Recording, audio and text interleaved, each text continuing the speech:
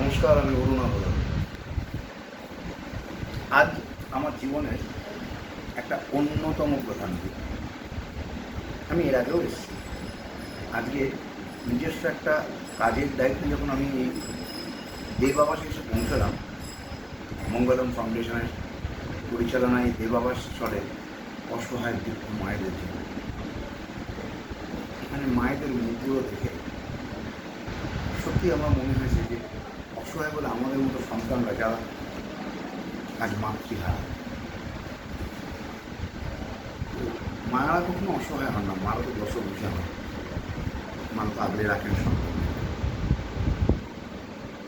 তো এই মায়েদের পাশে প্লিজ আসুন, সবাই মিলে দাঁড়াই, মায়েদের মুখের হাসিটাকে আর একটু ঘুরিয়ে দিই। মারা যাতে মন খুলে প্রাণ খুলে হাসতে পারেন, তাদের আশীর্বাদের ডালি তো আমাদের জন্য সবসময় রয়েছে, তা যেন অবিশ্রান্তভাবে চলে। সবাই আসুন, দেবাবাসে একবার আসুন। মঙ্গলম ফাউন্ডেশনের এই উদ্যোগটাকে আমি তো কুর্নিশ জানাই। আমি চাইব এদের সবার পাশে আপনারাও থাকবেন। আমি তো আছি, ভালো থাকবেন, সুস্থ থাকবেন, মায়েদের পাশে থাকবেন।